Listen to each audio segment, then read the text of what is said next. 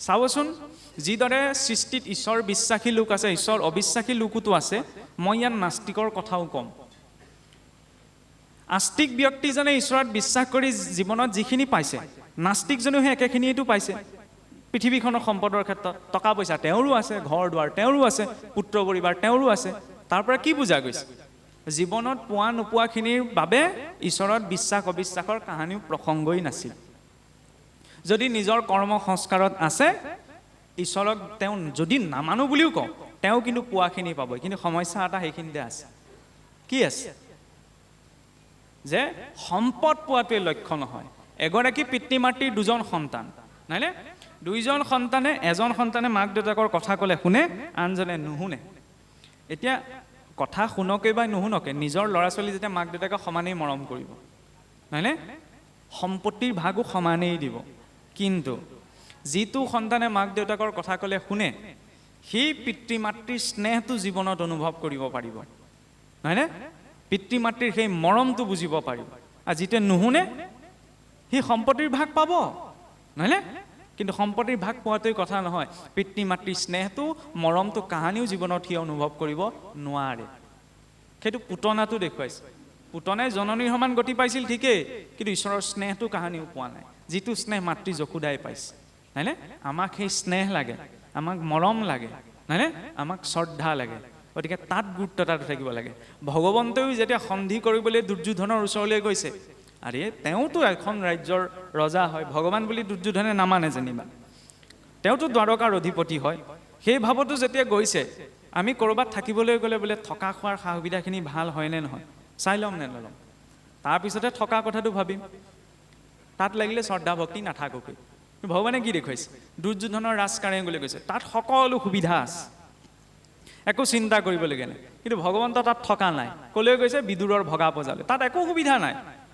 বহিবলৈ এখন আসন নাই, শুবলৈ এখন বিচনা নাই, খাবলৈ একো বস্তু নাই। কিয় তালৈ গৈছে?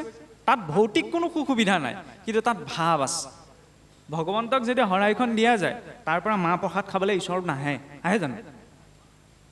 নাহে। তেতিয়াহ'লে কিয় দিওঁ? আৰু ভগৱানকতো আমি একো দিব নোৱাৰোঁ, সকলোতো তেওঁৰে। কিয় দিওঁ? কাৰণ ভক্তজনৰ সেইটো ভাৱ যে প্ৰভু তুমি জীৱনটোত ইমানখিনি দিছা, ইমানখিনি কি দিছে? এই উশাহ নিশাহ, নহয়নে? খন্তেক সময় বোলে মই এই হাতখন ছিগি থাকিলেও মই জীয়াই থাকিব পাৰিম, ভৰি এটা নাথাকা হ'লেও জীয়াই থাকিব পাৰিম, চকু দুইটা ফুটি গ'লেও মই জীয়াই থাকিব পাৰিম, কথা ক'ব নোৱাৰিলেও মই জীয়াই থাকিব পাৰিম, জিভাখন নহ'লেও মই জীয়াই থাকিব পাৰিম। কিন্তু প্ৰাণবায়ু এক ছেকেণ্ডৰ বোলে ৰৈ যাওকচোন, এইটো চলি থাকিবনে? নাথাকে।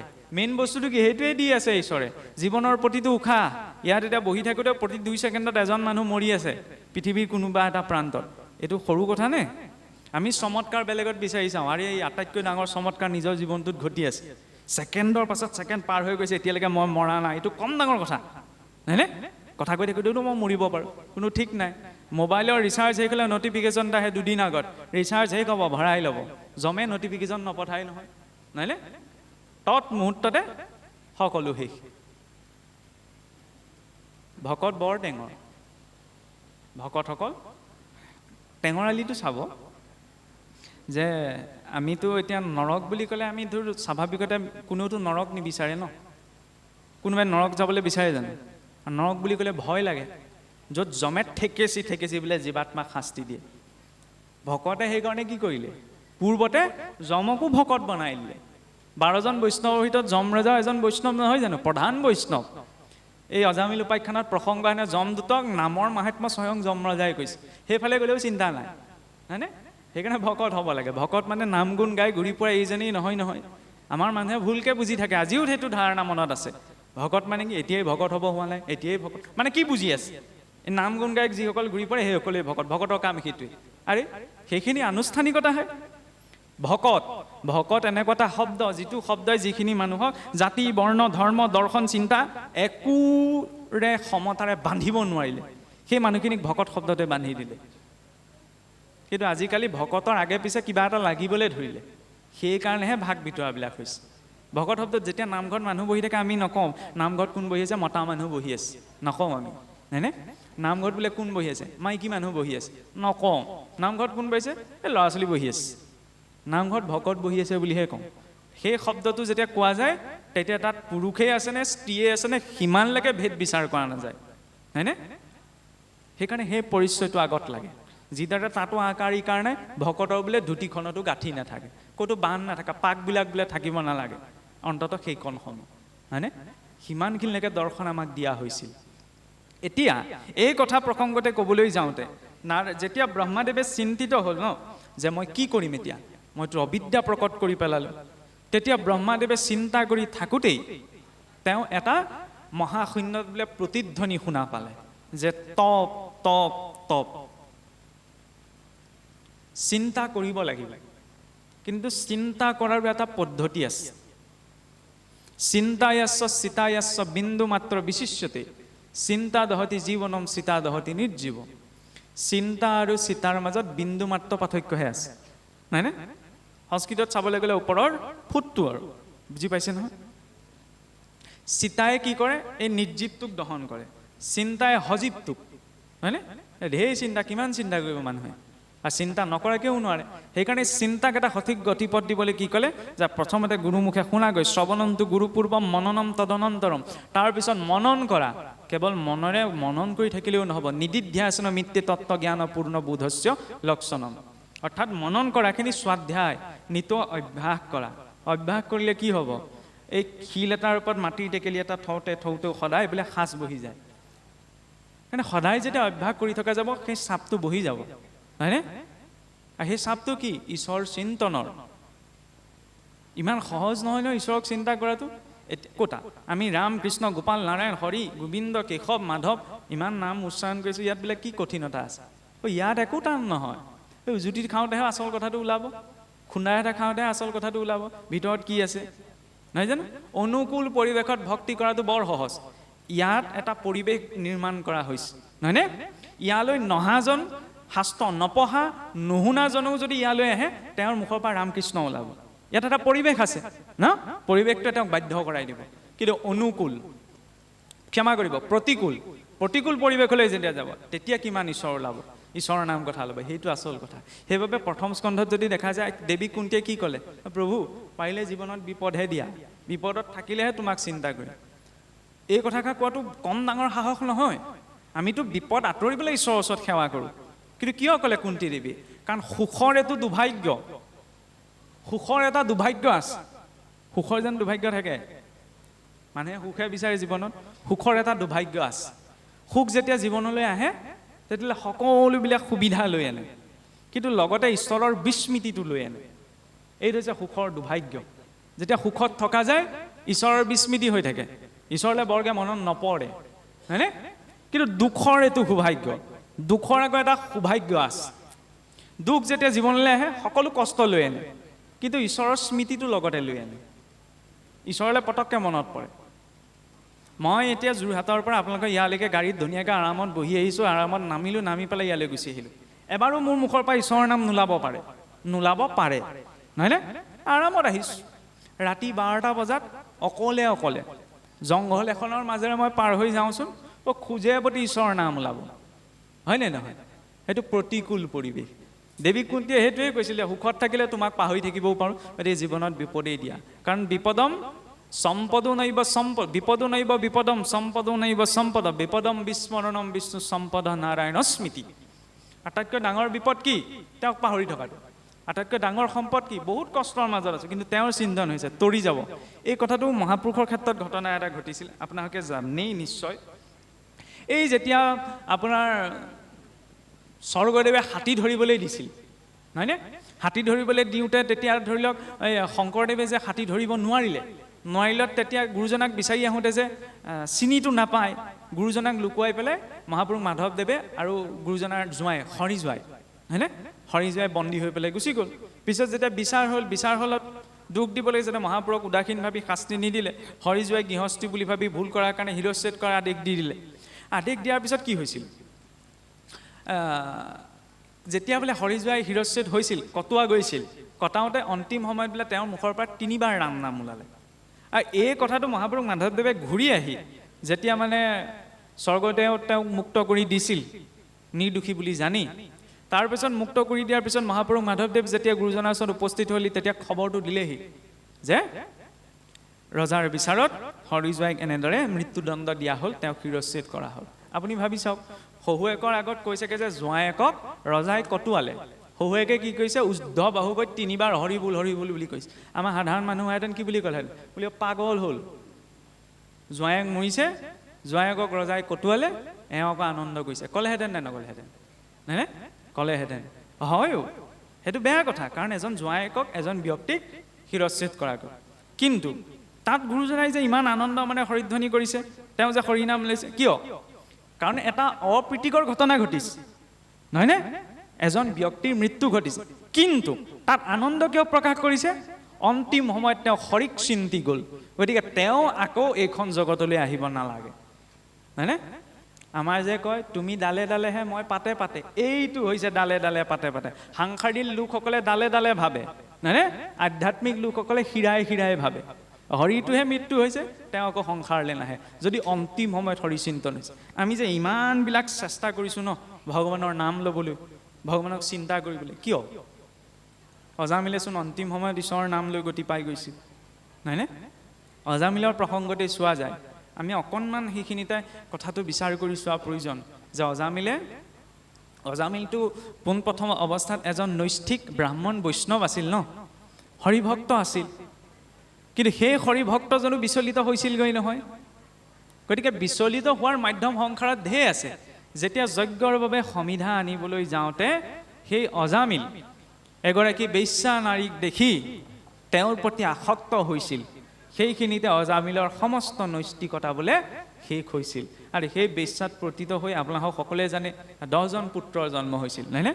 ঘটনা এটা ঘটিল বোলে এদিন কি হৈছিল, আগতেতো যিসকলে সন্ন্যাস গ্ৰহণ কৰে, এতিয়াও কিছু কিছু প্ৰান্তত পৰম্পৰা আছে, ভিক্ষা কৰি খায় ন। তেনেকৈ কেইজনমান বোলে সন্ন্যাসী এদিন অজামিলৰ ঘৰলৈ আহিছিল। অজামিলৰ ঘৰলৈ অহাৰ পিছত সেইখিনি সময়ত অজামিল নাছিল। পিছত মানুহ এজন যেতিয়া মানে বেয়া লাগিলে, পূৰ্বতে তেওঁ ভালেই নাথাকক কিয়, যেতিয়া বেয়া কাম এটাত মতিটো বৃদ্ধি হৈ যায়, তেতিয়াহ'লে তেওঁৰ পূৰ্বৰ কৰাখিনিৰ প্ৰতি কোনো দৃষ্টিটো নাথাকেগৈ। যেতিয়া সেই সন্ন্যাসী কেইজনে ভিক্ষা বিচাৰি গ'ল, তেতিয়া অজামিলৰ পত্নীয়ে ক'লে বোলে আপোনালোক সোনকালে ইয়াৰ পৰা গুচি যাওকগৈ, নহয় স্বামীয়ে দেখি পেলাই আপোনালোকে উধাই মুধাই গালি পাৰিব। অজামিল ইমান মানে উগ্ৰ হৈ পৰিছিল। তাৰপিছততো এতিয়া অতিথি এজন গৈছে, চাওকচোন তেতিয়াৰ দিনত বেশ্যাত পবিত্ৰ হোৱা এগৰাকী নাৰীয়েও কি ভাবিছিল যে অতিথি এজন আহিছে, অতিথিক বিমুখে পঠাব নাপায়। সেইকাৰণে গুৰুৱে আমাৰ শৰণ দিওঁতে কয়নে নকয়? আগতে সেইকাৰণে কি ব্যৱস্থা আছিল যে ভাত বনোৱা সময়ত আপোনাৰ বোলে কোনোবা অতিথি এজন ওলাবহি নি, বাটৰুৱা এজন ওলাবহি নি, অকণমান অপেক্ষা কৰা যায়, চোৱা যায়, হয়নে নহয়? এইটো অসমীয়া মানুহৰ বোলে সংস্কৃতি। আজিকালি এনেকুৱা এটা সংস্কৃতি হ'ল, খোৱা সময়ত আকৌ দৰ্জাখনহে মাৰি লয়, খোৱা সময়ত ওলালেহি মৰিলে, এইটো খোৱা সময়তে ওলালেহি, হয়নে? এইবোৰ আচাৰ ধৰ্ম, এইবিলাক ব্ৰিটিছে আহি নষ্ট কৰাহি নাই, অন্য সংস্কৃতিয়ে নষ্ট কৰা নাই, নিজৰ মাজত চৰ্চা নাইকিয়া হোৱাৰ কাৰণে লাহে লাহে আঁতৰি গৈ আছে, হয়নে? প্ৰতিটো বস্তুৰে এটা সূক্ষ্ম সম্বন্ধ আছে। আৰু যাই হওক, এতিয়া অজামিলক তেনেকৈ যেতিয়া ভিক্ষা দি পেলাই পঠালে, এতিয়া তেওঁলোকেও মানে পৰিস্থিতিটো অকণমান অসহজ বুজি ভিক্ষা ল'লে আৰু গুচি গ'ল। আমাৰ আগতে এইটো কথাও কয় নহয়, কথাটো অকণ বেলেগকৈ কৈছে, আমি বোলে গোবৰ দেখিলেই চিনি পাওঁ কাৰ ঘৰৰ গৰু, হয়নে? কথাটো ঠিক মিছা নহয়। আগতে বোলে অন্ন, কাৰ ঘৰৰ অন্ন খোৱা গৈছে, ব্যক্তিজন কেনেকুৱা যাব, সেই অন্নমুঠিয়েই কৈ দিয়ে, চাউলকেইটাই কৈ দিয়ে যে কেনেকৈ আহিছে, ক'ৰ পৰা আহিছে। কেৱল অন্নমুঠি পাক কৰাটোৱে কথা নহয়, ক'ৰ পৰা আহিছে, কাৰণ অন্নৰ এটা প্ৰকৃতি আছে, যেনেকুৱা পৰিৱেশত ৰখা যায় সেই পৰিৱেশৰ ভাৱটো অন্নমুঠিয়ে গ্ৰহণ কৰে, এইটো বৈজ্ঞানিকভাৱেও প্ৰমাণিত। ইয়াৰ পিছত যেতিয়া বোলে সেই অন্ন পাক কৰি খালে, তেতিয়া সেই সন্ন্যাসীকেইজনে ইমান সূক্ষ্মভাৱে ভাবিলে যে অন্নমুঠিটো ভাল মানুহৰ ঘৰে হ'ব লাগিব, চাউলকেইটা ভাল, কিন্তু গৃহস্থ অকণমান অসৎ সংগত আছে, সেইকাৰণে পতিত হৈ আছে। এতিয়া তেওঁলোকৰতো ভাৱ ন, তেওঁলোকে ভাবিলে যে পতিত হৈছে কিবা ভুলবশতঃ, কিজানি শিকালে বুজালে ভাল হ'ব, এইটো ভাবি পেলাই আকৌ অজামিলৰ ঘৰলৈ গ'ল। অজামিলৰ ঘৰত গৈ যেতিয়া দেখিলে, মানুহগৰাকীয়ে দেখিলে বোলে সৰ্বনাশ, তেওঁলোকক কিহে পালে, কেনেবাকৈ দেখিবলৈ হ'লেতো এওঁলোকক অপ্ৰস্তুত কৰিব, আপোনালোক আকৌ কিয় আহিলে?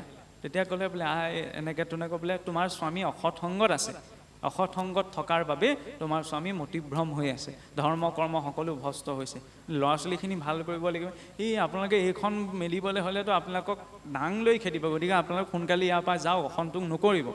কি কৰিব? উপায় নাপাই ক'লে বোলে তেওঁ দেখিলে যে সেইখিনি সময়ত অজামিলৰ পত্নীয়ে গৰ্ভ পালন কৰি আছিল। কৈ থৈ গ'ল যে আই তুমি এটা কাম কৰিবা, তোমাৰ যি সন্তান জন্ম হ'ব সেই সন্তানৰ নামটো নাৰায়ণ বুলি নাম থবা, এই বুলি উপদেশটো দি থৈ গ'ল। আৰু ঠিক আছে, যেনে হ'লেও যেতিয়া মানে ভাল মানুহ এজনে কিবা এটা কথা কয় ন বহুত গহীন গম্ভীৰতাই, তেতিয়া অন্ততঃ ধৰ্ম কৰ্ম নকৰা ব্যক্তিজনেও চিন্তা কৰে যে কিয় ক'লে। এতিয়া তেনেকৈ কৈ যোৱাৰ পিছত তেওঁলোকতো গুচি গ'ল, পিছত সন্তান জন্ম হ'ল, আপোনালোকে জানি নাৰায়ণ নাম দিলে। এতিয়া অজামিলে বোলে অন্তিম সময়ত নাৰায়ণ নাম কয়। নাৰায়ণ নামটো অন্তিম সময়ত কিয় মনলৈ আহিলে? তেওঁতো 10টা পুতেক আছিলে, নহয়নে? সেইখিনিত 3টা কথা আছে। প্ৰথম কথা, ঈশ্বৰে যাক এবাৰ ধৰে তাক ভুলতো এৰি নিদিয়ে। পুতনাই কৃষ্ণক বধ কৰিম বুলিহে গৈছিলে, পিছত কৃষ্ণই এনেকুৱাকে ধৰিলে পুতনাই নিজে চিঞৰিব ল'লে, এৰি দেও বোপাই, মই নহ'লে মৰি থাকিম। ভগৱান কৃষ্ণ অন্তৰৰ পৰা কৈছে, মই যাক এবাৰ ধৰিল তাক আৰু মই ত্যাগ নকৰোঁ। এই ধুনীয়া প্ৰসংগটো আপোনাৰ ৰামায়ণতো আহে, কথা প্ৰসংগত আনিছোঁ। আৰু ভগৱান ৰামচন্দ্ৰ যদি সেই দণ্ডকাৰণ্যত বনবাসত গৈ আছিল ন, গৈ থাকোঁতে কি হৈছিল, ভৰত আহিটো ভগৱান ৰামচন্দ্ৰৰ পাদুকা লৈ গ'ল তেওঁৰ প্ৰতীক হিচাপত। ভগৱান ৰামচন্দ্ৰ এতিয়া খালী ভৰিৰে গৈছে, খালী ভৰিৰে। এতিয়া যিজনে গোটেই জীৱনৰ আজিলৈকে ডাঙৰ হোৱা কালচোৱা ৰাজ কাৰেঙৰ ইমান কোমল দলিচাৰ মাজত খোজকাঢ়ি পাৰ কৰিছে, এই জংঘলৰ মাজত শিলগুটি কাঁইটৰ মাজেৰে খোজকাঢ়ি যাওঁতে বিন্ধিছে, বিন্ধি মানে কি হৈছিল, ভগৱান ৰামৰ ভৰিৰ পৰা তেজ ওলাই আহিছিল। আৰু যেতিয়া তেজ ওলাই, তেজৰ বিঙি পিছে পিছে লক্ষ্মণ গৈছে, লক্ষ্মণৰ পটককৈ চকুত পৰিলে দাদাৰ ভৰিৰ পৰা তেজ ওলাইছে। তেতিয়া ক'লে বোলে দাদা ৰ'বচোন ৰ'ব, আপোনাৰ ভৰিৰ পৰা এই কাঁইটবিলাক লাগি সৰু সৰু শিলগুটি লাগি তেজ ওলাই আহিছে, আপুনি বহি দিয়ক মই উলিয়াই দিওঁ। তেতিয়া ভগৱান ৰামচন্দ্ৰই কি ক'লে জানে, যে সি কাঁইটেই নহওক কিয়, সি শিলেই নহওক কিয়, এবাৰ যেতিয়া মোৰ চৰণৰ আশ্ৰয় কৰিলে মই তাক ত্যাগ কৰিব নোৱাৰোঁ। এইটো ভাৱ, ইয়াত যুক্তি নাখাতে। চাওকচোন, যে ভৰিত লগা কাঁইটডালকো ঈশ্বৰে ত্যাগ কৰা নাই। যাক এবাৰ যি মোক ধৰিলে সি ইচ্ছা কৰিলেও মোক এৰিলে, মই তাক এৰি নিদিওঁ। অজামিলে ঈশ্বৰক ধৰিছিল ন, দৈৱ পাকত পৰি ঈশ্বৰ খাই গুচি গ'ল। ৰজা ইন্দ্ৰদ্যুম্নৰ সেইটোৱে হৈছিল, ঈশ্বৰক চিন্তা কৰি বহি আছিল। ঋষি অগস্ত্যে ভুলবশতঃ তেওঁক অভিশাপ দি পালে। গতিকে ভক্তি কৰিলেও কিবা কাৰণত কৰ্মফলত সেই জীৱটো অধোগতি লাভ কৰিব পাৰে। যিদৰে মহাৰাজ ইন্দ্ৰদ্যুম্নই গজ শৰীৰৰ, ক্ষমা কৰিব, ৰজা শৰীৰৰ পৰা গজ শৰীৰ প্ৰাপ্ত কৰিছে, এইটো অধোগতি নহয়নে? মনুষ্যৰ পৰা তেওঁ আকৌ হাতী হৈছে, কিন্তু তেওঁ পতিত হোৱা নাই, কেতিয়াও পতিত নহয়। সেই একেটা কথাই অজামিলতো প্ৰযোজ্য হয়। অজামিলে অধোগতি পাইছে, কিন্তু তেওঁ পতিত হোৱা নাই, প্ৰথম কথা। আৰু দ্বিতীয় কথাটো হ'ল কি, অন্তিম সময়ত কিয় নাৰায়ণ বুলি মনলৈ ওলালে? নাৰায়ণ কোন আছিল? ঘৰখনৰ আটাইতকৈ সৰু ল'ৰা। আমি ভৌতিকভাৱেও যদি চাওঁ, ঘৰৰ আটাইতকৈ সৰুটোক বেছিকৈ মৰম কৰা যায়, নহয়নে? মাক দেউতাকেই হওক, ককাক আইতাকেই হওক, ঘৰখনৰ আটাইতকৈ সৰুটোলৈ নিজক খোৱা ভাগ অকণমান হ'লেও থৈ দিয়ে, সৰুটোৱে খাব, নহয়নে? সৰুটোৱে লাগিলে ভুলেই কওক, সৰুটোক দুখ নিদিয়ে, ডাঙৰটোক দিয়ে, নিজেও পাই থৈছে যে সেইকাৰণে কৈছোঁ, নহয়নে? এইটো ধৰি লওক ভাৱ সহজ। এতিয়া নিজৰ সৰুটোকে আটাইতকৈ ভাল পায়, আৰু যাক আটাইতকৈ ভাল পোৱা যায়, বিপদে সম্পদে সুখে দুখে তাৰ কথাই মনলৈ আহে। কিবা এটা ভাল বস্তু পালে, এই নহয় অকল ময়ে নাখাওঁ, সৰুটোলৈও থৈ দিওঁচোন, নহয়নে? ভাৱ আহেনে নাহে?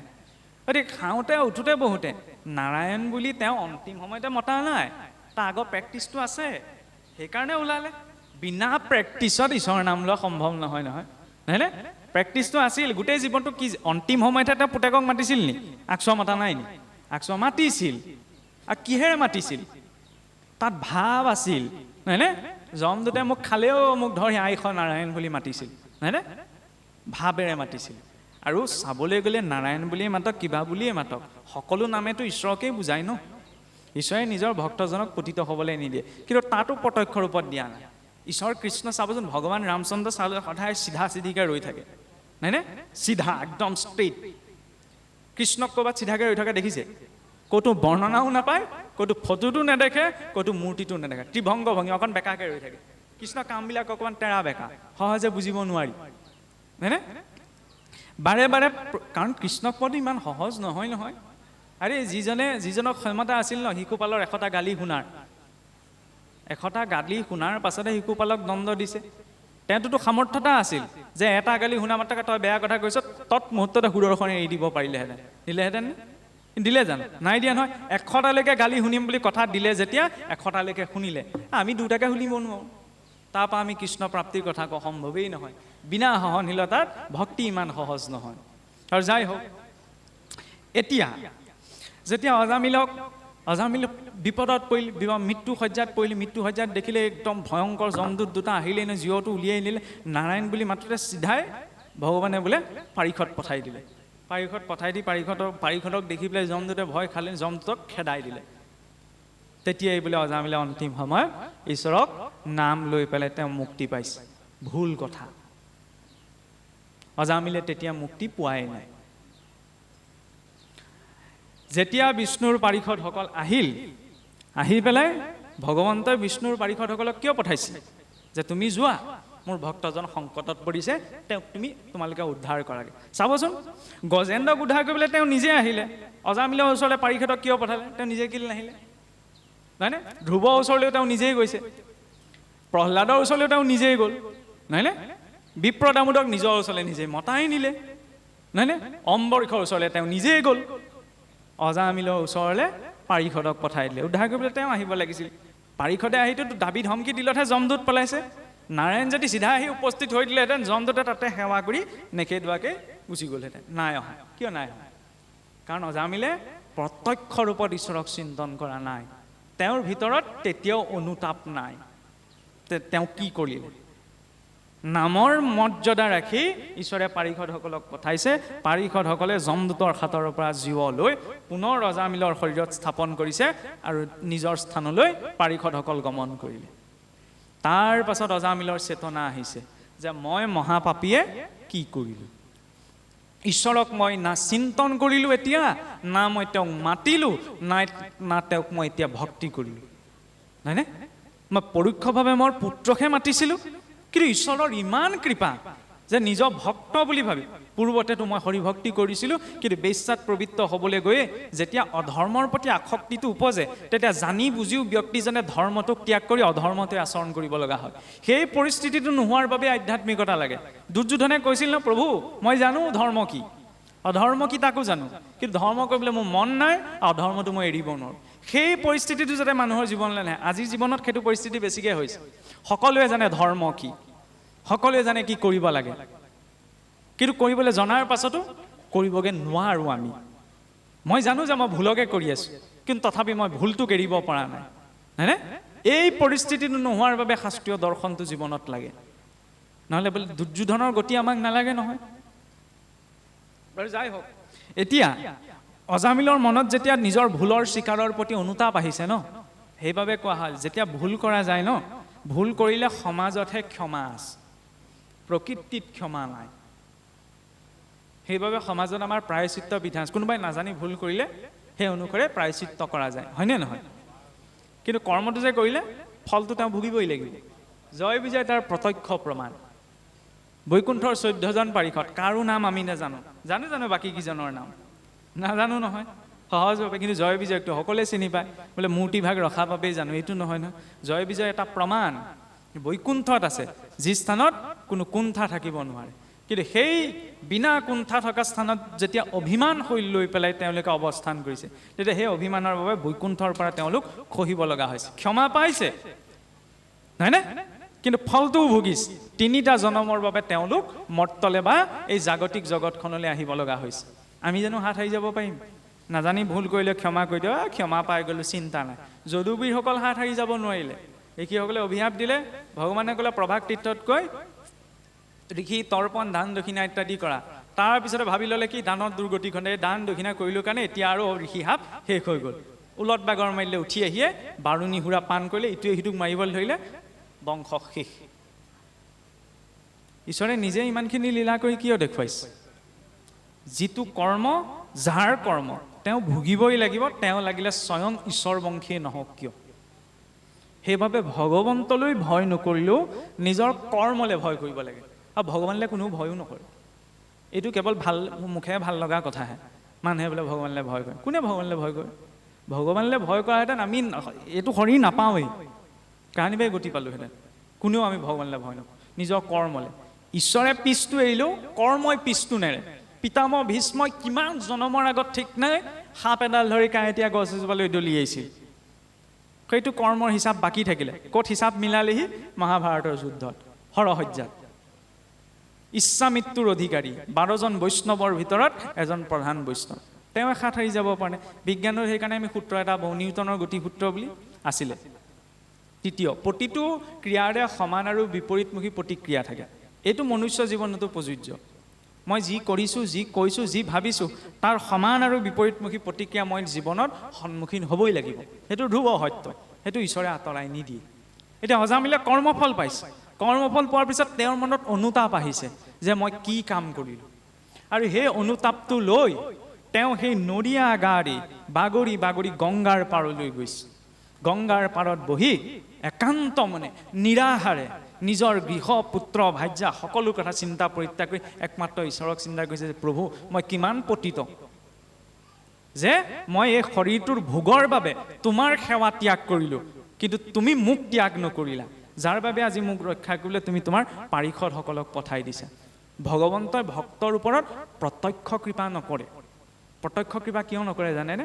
প্ৰত্যক্ষ কৃপা কৰিলে অভিমান আহে। যিদৰে গোপীসকলৰ আহিছিল, গোপীসকলে ভাবিলেনে যে আমাৰ ৰূপত, আমাৰ ভক্তিত স্বয়ং জগতৰ ঈশ্বৰ বশ হৈ পৰিল। যিজনক ঋষিমুনিসকলে পাব নোৱাৰে, আমি নিজৰ ভক্তিৰ বলত পাই লগালগ ঈশ্বৰ অন্তৰ্ধান হৈ দিওঁ। অভিমান দেখিছেনে? গোপীসকল কিমান পৰম পবিত্ৰ, কিন্তু ইমান উচ্চস্তৰীয় স্থিতিটো তেওঁলোকৰ ভিতৰত অভিমান প্ৰকট পাইছিল। আমিতো সাধাৰণ মনুষ্য, সেইকাৰণে প্ৰত্যক্ষ ৰূপত ঈশ্বৰ নাহে, পাবও নোৱাৰোঁ আমি। কাৰ মাধ্যম লয়? বিভিন্ন পৰিস্থিতিৰ, বিভিন্ন মাধ্যমৰ। ঈশ্বৰে যেতিয়া প্ৰত্যক্ষ কৃপা কৰে তেতিয়া কি প্ৰদান কৰে? প্ৰথম কৃপা বোলে ভাৰতত জন্ম। ভাৰত মানে ভৌগোলিক খণ্ডৰ কথাই কোৱা হোৱা নাই। এতিয়াতো ভৌগোলিক খণ্ড সীমিত হৈ হৈ কিবা হ'ল ইয়াৰ। আগতে ভাৰত বুলি ক'লে সেই আপোনাৰ ইজিপ্তৰ পৰা ব্ৰহ্মদেশলৈকে প্ৰকাণ্ড ভূখণ্ডক বুজা গৈছিল। ভাৰত বুলি কিয় কয়? ভা ইয়াৰ ৰতাং ইতি ভাৰত। যি স্থানৰ লোকসকল নিৰন্তৰ সেই জ্ঞানৰ পোহৰৰ সন্ধানত আছে, সেইখনক ভাৰত কোৱা হয়। তেতিয়া তাতোতকৈ বোলে অধিক কৃপা কৰে, তেতিয়া ভাৰতত বোলে মনুষ্য জন্ম দিয়ে। আৰু তাতোতকৈ যেতিয়া অধিক কৃপা কৰে ভগৱন্তই বোলে ভাৰতত মনুষ্য জন্ম দি মুখ্যৰ অধিকাৰী কৰে, মুক্তিৰ অধিকাৰী, হয়নে? সেইবাবে কোৱা হৈছে প্ৰায় দুৰ্লভো প্ৰাপ্নোতি মনুষ্যত্বম মুমুক্ষত্বম সজ্জনানাম সংগতি। মুক্তি, আমিতো কৈ থাকোঁ যে প্ৰভু আমাক মুক্তিও নালাগে। সেইটো আমাৰ ভ্ৰম। সেইটো আমাৰ ভ্ৰম যে আমি কৈ থাকোঁ যে ঈশ্বৰ আমাক মুক্তিও নালাগে। মুক্তি নালাগে বুলি ক'ব পৰা কথাষাৰ কিমান উচ্চ পৰ্যায়ৰ হ'ব, ধেমালি কথানে? কিন্তু আমি এইটো ভ্ৰম পালন কৰি থাকোঁ। ধন টকা পইচা দিয়া, সুস্বাস্থ্য দিয়া, ভালখন গৃহে থাকক, সেইখিনি লাগে, আকৌ মুক্তি নালাগে। এইটো মূৰ্খামি হয় নহয়? কিন্তু এইটো ইনফ্লুৱেঞ্চতে ধাৰা এটা চলি আছে যে মুক্তি নালাগে। আৰে মুক্তিক ত্যাগ কৰিবলৈ হ'লে প্ৰথম মুক্তিৰ অধিকাৰী হ'ব লাগিব। মহাপুৰুষ মাধৱদেৱে কি কৈছে যে মুক্তিত নিস্পৃহ ভক্তজনৰ পৰা অসমৰ ঈশ্বৰৰ ভক্তি বিচাৰিছে। তেওঁ সকলো সমৰ্পণ কৰি দিলে। ধেমালি কথানে? আঙুঠি পিন্ধোৱা কন্যাগৰাকীক উপেক্ষা কৰি দিলে গুৰুসেৱাত ব্যাঘাত জন্মিব বুলি আমি কৰিমনে? ভুলতো নকৰোঁ, নাই? ক'ৰবাত বোলে এই সকামটোলৈ গ'লে বোলে মই একো নাপাওঁ, 11 টকাহে পাম, বা ইয়ালৈ আহিলে মই কি পাম, তাতকৈ যিটোত লাভ আছে মই তালৈ যাম। এইটো সাধাৰণ মোৰো মানসিকতা। খোলাকৈ কৈছোঁ, এইটো পেটত থোৱা মুখত থোৱা কথা নাই। কাৰণ বাস্তৱিকতা ভ্ৰম এটা ৰাখি থাকিব নালাগে। মানুহে স্পষ্টবাদী হ'ব লাগে। যেতিয়া মানুহে সকলো ক্ষেত্ৰতে লাভটোৱেই চায়, মই চাকৰিটো পোৱাই নাই, চাকৰিটো নোপোৱাকৈ যদি মই কওঁ মোক চাকৰিটো নালাগে, আপুনি মানি ল'ব জানো? প্ৰথমতে ক'ব চাকৰিটো পাই দেখুওৱা, তাৰপিছত এৰিবা। পোৱাৰ যোগ্যতাটো লাগিব। প্ৰথম মুক্তিৰ অধিকাৰী, তাৰ পাছত মুক্তিক ত্যাগ। যে মুক্তিৰ অধিকাৰী মই হ'লোঁ, এতিয়া মোৰ মুক্তিত ইচ্ছা নাই, কিন্তু আমি নোপোৱাকৈ ত্যাগ কৰিবলৈ লাগি আছোঁ। ঈশ্বৰৰ মুখত বোলে মিচিকে হাঁহিটো সেইকাৰণেই থাকে, কি কৈছে, কি কৰিবলৈ কৈছে, কি কৰি আছে, হয়নে? সেইবাবে কৈছে ঈশ্বৰে যেতিয়া আৰু প্ৰত্যক্ষ কৃপা কৰে তেতিয়া মুক্তিৰ অধিকাৰী কৰে। আৰু ভাগৱতক সেইবাবেইতো দিয়া হৈছে মুক্তিৰ মাধ্যম, হয়নে? কিন্তু মুক্তিতকৈ এটা শ্ৰেষ্ঠ বিষয় আছে, সেইটো হৈছে কি? সজ্জনানাম সংগতি। সজ্জনৰ সংগ পোৱাটো বহুত দুৰ্লভ, আজিৰ যুগততো অতিকে দুৰ্লভ। আৰু ভাগৱত শাস্ত্ৰৰ সাৰো মহাপুৰুষে যেতিয়া মাধৱদেৱে সুধিছিল শ্ৰীমদ ভাগৱত ইমান ভাগ ডাঙৰ শাস্ত্ৰ, তাৰ সাৰ কি? তেতিয়া মহাপুৰুষে কৈছিল যে সাধু সংগ বিনে নাই ভাগ সংসাৰ নিস্তাৰ, ভাগৱত শাস্ত্ৰে জানা এহিমানে সাৰ। সংগটো বহুত ডাঙৰ কথা। মই ভৌতিকভাৱে কৈছোঁ। মোক যদি আপুনি সুৰাৰ বিপণী এখনৰ সন্মুখত থিয় হৈ থকা দেখে, আপুনি মোক কি বুলি ভাবিব বাৰু? খোলাকৈ কৈছোঁ, সুৰাৰ বিপণী এখনৰ সন্মুখত যদি মোক থিয় হৈ থকা দেখে, আপুনি কি ভাবিব? মই তাত ভাগৱত কথা কৈছোঁ, ক'বলৈ গৈছোঁ বুলি ভাবিব নি? ভুলতো নাভাবে। সেইখিনি নাভাবিলে অন্ততঃ ঘৰলৈ গৈ ভাবিবগৈ, বুলিব এইজনক তাৰ সুৰাৰ বিপণীখনৰ সন্মুখত দেখি থৈ আহিলোঁ, ভাবিব নি? নাভাবে, হয়নে? অৰ্থাৎ মোৰ ভিতৰত ঢেৰ জ্ঞান আছে, নহয়নে? মই ধৰ্ম কথা জানো, কিন্তু যদি মোক আপুনি অসৎ স্থানত দেখে, তেতিয়াহ'লে আপুনি মোক ভুলতো সৎ বুলি মানি ল'ব নোৱাৰে, হয়নে? তাৰ বিপৰীতে শাস্ত্ৰ কথা নুশুনা, শাস্ত্ৰ কথা নপতা, ঈশ্বৰৰ নাম নোলোৱা মানুহ এজন নামঘৰত আহি বহি আছে। কাৰোবাৰ সাহস আছেনে? এইজন অভকত, এইজনে শাস্ত্ৰ নপঢ়ে, এইজনক উঠাই পঠিওৱা, ক'ব পাৰিবনে? ভুলতো নোৱাৰে। ভিতৰত লাগিলে একো নাথাকৈ, যদি ভাল সংগত আছে তেতিয়াহ'লে তেওঁক কোনেও তিৰস্কাৰ নকৰে। কিন্তু ভিতৰত যিমানেই জ্ঞান নাথাকক, যদি অসৎ সংগত আছেগৈ, তেতিয়াহ'লে তেওঁ অসতেই, হয়নে? আৰু কয় নহয়, ৰাইজে নখ জোকাৰিলে বোলে নৈ বয়। যেতিয়া 10জনে ভাবিব, আৰু চাবচোন মানুহৰো ভাগৱতেও কৈছে, ধান দিলে আখৈ হুৱে প্ৰজাৰ মুখত। আখৈ ধানকেইটা যেনেকৈ জুই দিলে ফটফটকৈ ফুটে, মানুহৰ মুখত সেইকাৰণে ধৰি লওক বেয়াটো দিব, অকণমান টোপ পৰিলে ফুট ফুটি পেলাই সেইটো বহল হৈ যাব, হয়নে? এইটো চবৰে প্ৰকৃতি। ভালটোত গুৰুত্ব এটা নিদিওঁ, ভাল কাম এটা কৰিবলৈ এই হ'ব জানো, পাৰিম জানো, এইটো চিন্তা আহে, হয়নে? মনৰ প্ৰকৃতিটো সদায় অধোগামী, সেইকাৰণে বেয়া চিন্তাটো প্ৰথমলৈ মনলৈ আহে। সমুদ্ৰ মন্থন কৰিবলৈ গৈছে, ভাল কাম কৰিবলৈ, প্ৰথমতে ওলাইছে কি? বিষক হজম কৰাৰ পাছতে ভাল বস্তুকেইটা ওলাইছে। গতিকে ভাল কাম এটা কৰিবলৈ যাতে প্ৰথমতে বেয়াটো ঢেৰ আহে। এতিয়া অনুষ্ঠানটোহে দেখিছোঁ, মোক নিমন্ত্ৰণ কৰিলে কাৰণে মই আহিলোঁ, কিন্তু অনুষ্ঠানভাগ পাতিবলৈ যাওঁতে কাক কি খাটনি ধৰিব লগা হৈছে, নহয়নে? কাক কি ক'ব লগা হৈছে, ক'ৰ পৰা কি যোগাৰ কৰিব লগা হৈছে, সেইটোৱে কৰাসকলেহে জানে। সেইকাৰণে কয়, ভেটিটোৱে ঘৰটো ধৰি ৰাখে, কিন্তু ভেটিটোক কোনেও সন্মান নিদিয়ে। ঘৰটো ধুনীয়া লাগিছে, বৰ ধুনীয়া ঘৰ বনালে দেই, নহয়নে? খুঁটাকেইটা কোনেও নেদেখে। সেইকাৰণে ঘৰ এটা বনোৱাৰ খুঁটা হোৱাটো বহুত ডাঙৰ ত্যাগ। অনুষ্ঠান এটা যিকোনো, এই অনুষ্ঠানটো বুলিয়ে কোৱা নাই, যিকোনো অনুষ্ঠান এটা ধৰিবলৈ যাওঁতে এই কৰ্তাসকল আচল পুণ্যৰ অধিকাৰী তেওঁলোক বৰ টেঙৰ। কাৰণ ইয়াত তিনিওটাৰ সংযোগ ঘটিছে নহয়, ভকত, ভাগৱত আৰু ভগৱন্ত, নহয়নে? আপোনালোকৰ ইয়াত 4টা সংযোগ ঘটিছে। গুৰু, এই 4টা সংযোগ যে ঘটিবলৈ পালে, কৰ্তাসকলে পাতিলে কাৰণে হ'ল, নহ'লে না গুৰু আহিলেহেঁতেন, না ভগৱন্ত, না ভকত, না ভাগৱত, নহয়নে? এইটোকে কয় যে প্ৰত্যক্ষ ৰূপত কৰ্মটো নকৰি তাৰ ফলটোক প্ৰাপ্ত কৰা। সেইকাৰণে ভকত টেঙৰ, প্ৰত্যক্ষ ৰূপত কৰ্ম নকৰে, কিন্তু সেই কৰ্মৰ ফলটো পাই থাকে, হয়নে? যত কৰ্ম সবে বন্ধ সাংখ্যবাদী কয়। আমি যিমানেই কাম নকৰোঁ কিয়, সকলোৱে বন্ধন সৃষ্টি কৰে, লাগিলে যি ভাল কামেই নহওক, কিন্তু তাত এটা সূত্ৰ আছে, যদি ঈশ্বৰত অৰ্পে তেবে বন্ধন হয়। যদি কামটো ঈশ্বৰত অৰ্পণা কৰি কৰা গৈছে, তেতিয়াহ'লে সেই কামটোৱে বন্ধন সৃষ্টি কৰিব নোৱাৰে। সেইটো হৈছে কৰ্মৰ মাৰ্গদৰ্শন। এতিয়া অজামিলেও প্ৰত্যক্ষ ৰূপত বৈকুণ্ঠ গতি পোৱা নাই, নিজৰ কৰণীয়খিনিৰ প্ৰতি অনুতপ্ত প্ৰকাশ কৰি যেতিয়া গংগাৰ তীৰত তেওঁ বহিছে, তেওঁ নিৰাহাৰে বহি থাকোঁতে শৰীৰটো অৱশ হৈ ঢলি পৰিলে। তাৰ পাছত তেওঁৰ শৰীৰৰ পৰা প্ৰাণবায়ু ওলাইছে, পুনশ্চ বৈকুণ্ঠৰ পাৰিষদসকলক আহি সন্মানে তেতিয়া অজামিলক বৈকুণ্ঠলৈ লৈ গৈছে। অৰ্থাৎ আমাৰ সন্মুখত যদি ভগৱন্তৰ পাৰিষদসমূহো উপস্থিত হয়হি, তেতিয়াও আমি গতি পোৱা সম্ভৱ নহয়, যেতিয়ালৈকে নিজৰ কৰণীয়খিনিৰ প্ৰতি অনুতাপটো নাহে, হয়নে? অনুতপ্ত হৈ এই লিংগ দেহটো জীৰ্ণ কৰিব লাগিব। কেনেদৰে জীৰ্ণ হ'ব? সেই অনুতাপৰ অগ্নিত, যে ইমান দিনে কি কৰি আছিলোঁ, কি কৰিবলৈ পাইছিলোঁ, আৰু ক'ত বদ্ধ হৈছোঁ। আমিতো মহান পতিত, নহয়নে? কিয় পতিত? কাৰণ আমি সত্যটো জনাৰ পাছতো আকৌ সংসাৰলৈকে আমি উভতিব লাগিবনে? আজি ইয়াত আমি যিমানেই নামৰ মহিমাৰ কথা, ভাগৱতৰ মহিমাৰ কথা নকওঁ কিয়, সামৰণি লগে লগে আমি সকলো সেই সংসাৰখনলৈকে উভতিম, হয়নে? আৰু মই যদি বুজিছোৱে যে নামেই হাৰ, ভাগৱতেই হাৰ, সংসাৰখনত একো নাই, তেতিয়াহ'লে আকৌ কিয় উভতিছোঁ? সেইকাৰণে এই ভ্ৰমটো পালন কৰি থাকিব নালাগে, হয়নে? খোজ 2টা লাগিব, সংসাৰখনতো খোজ লাগিব আৰু বহুত আধ্যাত্মিক জগতখনতো খোজ 2। খালি তাৰ মাজত সন্তুলনটো ৰক্ষা কৰিলেই হয়। পিয়াহ লাগিলে মই পানী খাওঁ, পিয়াহ গুচি যোৱাৰ পিছত মই পানীখিনিৰ কথা ভাবি নাথাকোঁ, হয়নে? ঠিক তেনেদৰে সংসাৰখনক পালন কৰিবলৈ যিখিনি মাধ্যম লাগিব সেইখিনি লাগিবই, কোনেও সেইখিনি ত্যাগ কৰি থাকিব নোৱাৰে।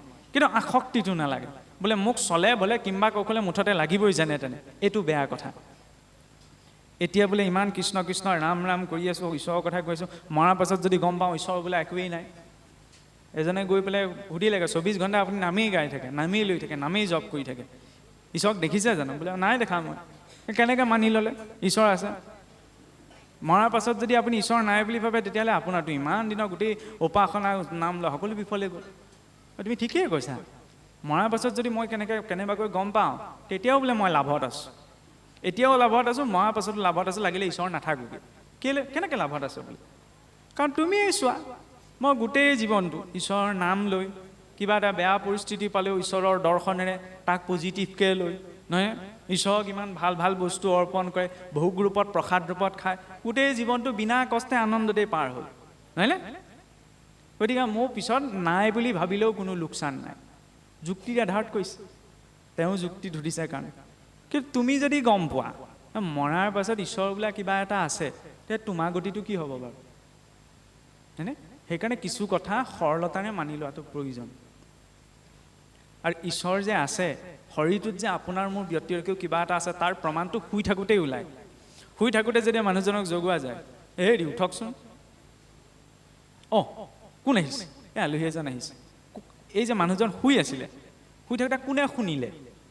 তেওঁতো শুই আছিলে, মাতোতে কোনে শুনিলে? শুনাৰ পাছতহে তেওঁ উঠিছে, কাণখনে শুনিলে। কাণখনে শুনাৰ পাছত তেওঁ শৰীৰটো জাগ্ৰত কোনে কৰিলে? ব্ৰেইন ছিগনেলে, ব্ৰেইনে স্নায়ুৱে ছিগনেলটোহে পঠালে। শুই থকা মানুহজনক কোনে জগালে? সেইখিনিতেতো আধ্যাত্মিকৰ যাত্ৰাটো আৰম্ভ হয়। চাবচোন, শুবলৈ যাওঁতে ঘৰত গৈ আজি চাবগৈ, যেতিয়া টোপনি আহে, টোপনি সঠিক কোনটো সময়ত আহিল কাৰো মনত নাথাকে। থাকে জানো?